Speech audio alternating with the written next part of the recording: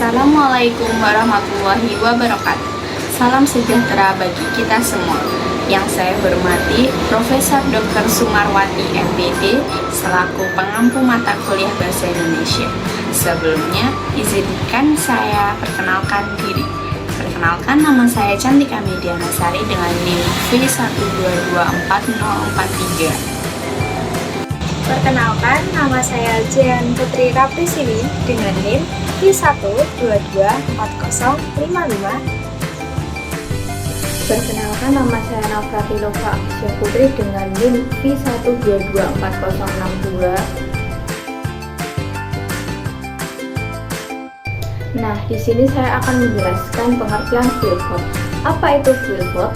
Quillbot adalah program atau aplikasi yang berbasis AI yang memiliki kemampuan utama untuk parafrase atau menguraikan kembali teks dengan struktur dan gaya bahasa yang berbeda tanpa mengubah maksud atau isi. Pengguna dapat memasukkan teks di Quillbot dan program AI ini bakal memparafrasekannya secara otomatis menjadi tulisan baru. Pengguna dapat mengakses Quillbot lewat web yang beralamatkan di quillbot.com. Quillbot tampaknya telah menjadi salah satu aplikasi yang saat ini banyak digunakan oleh pelajar, baik siswa maupun mahasiswa. Quillbot dapat membantu pelajar untuk mengerjakan tugas-tugas yang berkaitan dengan tulisan. Quillbot dibuat dengan tujuan agar pengguna dapat berfokus pada isi atau substansi yang hendak disampaikan dalam tulisan. Dengan Quillbot, pengguna diharapkan tak perlu repot lagi memikirkan bagaimana cara atau teknik menulis yang baik. Fitur-fitur di Quillbot setidaknya terdapat 8 menu utama yang jadi fiturnya. Dari menu utama tersebut, 1. Pembuatan parafrasa, 2. Cek tata bahasa, 3. Deteksi tulisan AI, 4. Cek plagiarisme, 5. Perangkuman teks, 6. Penerjemah teks, 7. Pembuatan citasi, 8. Penulisan asisten. Quillbot juga menyediakan fitur deteksi tulisan AI atau AI Detector. Fitur AI Detector diklaim dapat mendeteksi tulisan yang dihasilkan dari beberapa program AI seperti ChatGPT, GPT-4, dan Gemini.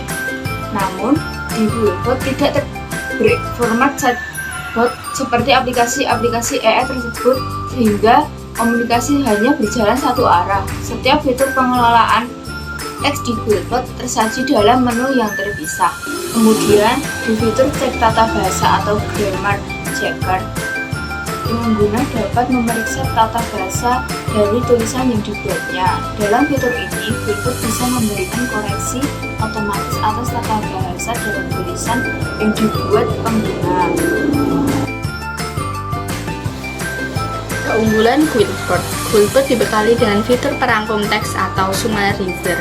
Fitur ini memungkinkan pengguna untuk mendapatkan rangkuman dari sebuah tulisan. Pengguna tinggal unggah tulisan dan Quillbot akan merangkumnya secara otomatis.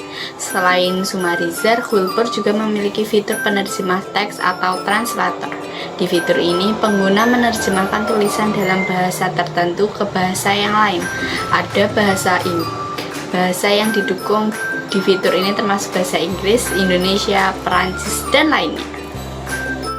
Fitur di Quillbot yang berikutnya adalah pembuat citasi otomatis atau citation generator.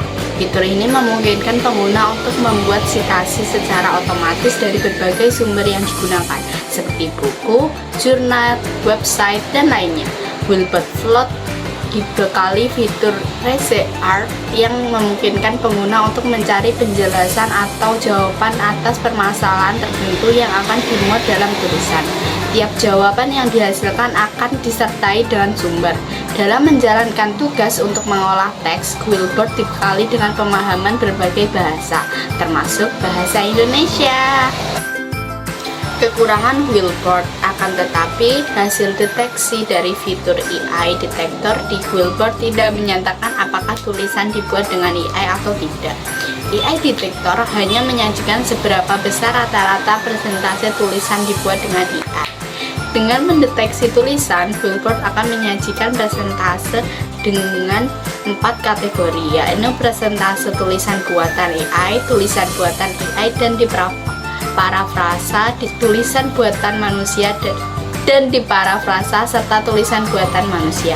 Namun tak semua fitur di Flipboard mendukung berbagai bahasa. Misalnya fitur pengaturan banyaknya penggunaan sinonim di parafraser tidak tersedia untuk bahasa Indonesia. Selain itu, ada beberapa kekurangan Flipboard yang perlu diperhatikan, seperti keterbatasan dalam memahami konteks dan nuansa teks, kecenderungan menghasilkan kalimat yang terlalu rumit atau formal, keterbatasan dalam ketersediaan bahasa, dan yang terakhir, ketergantungan pada data yang telah ada. Nah, pada bagian kali ini saya akan menjelaskan bagaimana penggunaan aplikasi Flipboard.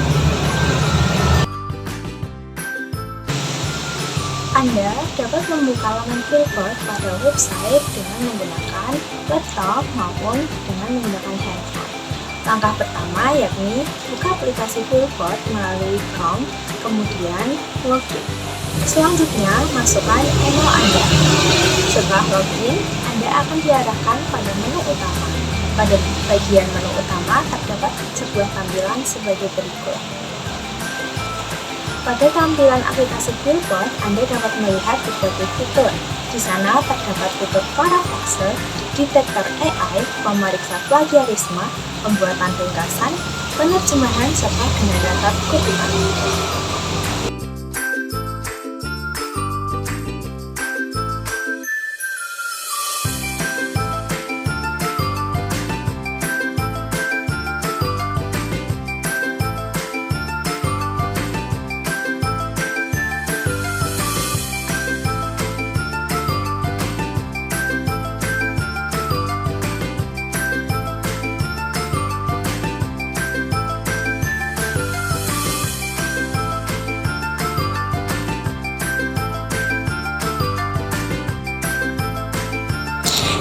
Dengan menggunakan Chrome, klik pada kolom pencarian lalu tuliskan Flipboard. Setelah itu, klik pada halaman Flipboard. Setelah itu, Anda akan diarahkan pada halaman utama aplikasi Flipboard.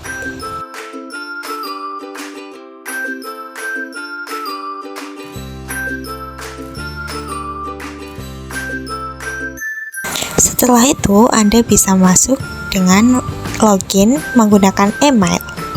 Setelah itu, Anda dapat melihat fitur-fitur yang ada pada aplikasi Flipboard.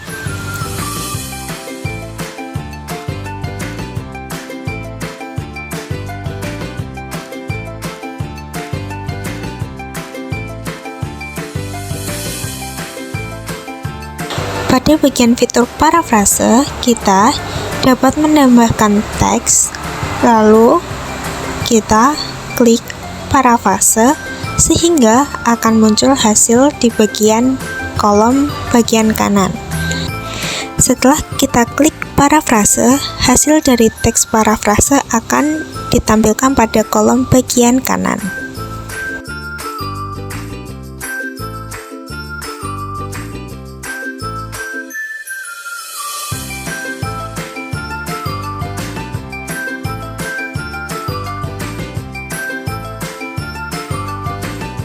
Untuk selanjutnya, bagian grammar checker, di sini caranya juga sama.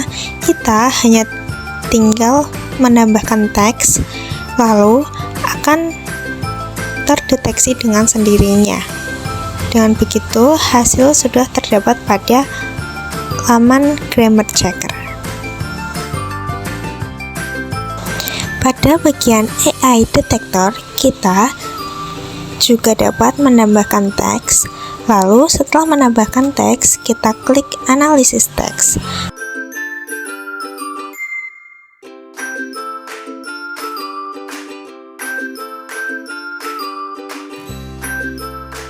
Selanjutnya yaitu pendeteksi plagiarisme.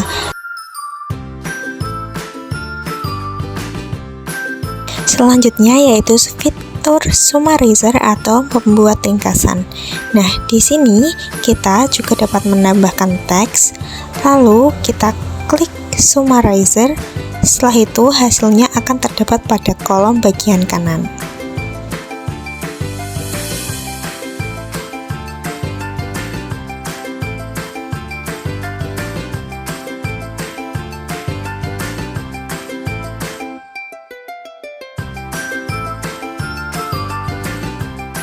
Fitur selanjutnya yaitu translator atau penerjemah. Nah, pada bagian kali ini kita bisa menambahkan teks dalam bentuk bahasa Inggris, lalu kita juga dapat menerjemahkannya ke dalam bentuk bahasa Indonesia. Selain itu, kita juga dapat menambahkan teks bahasa Indonesia dan menerjemahkannya ke bahasa Inggris. Selain ada bahasa Indonesia dan bahasa Inggris, terdapat juga berbagai bahasa di dalamnya.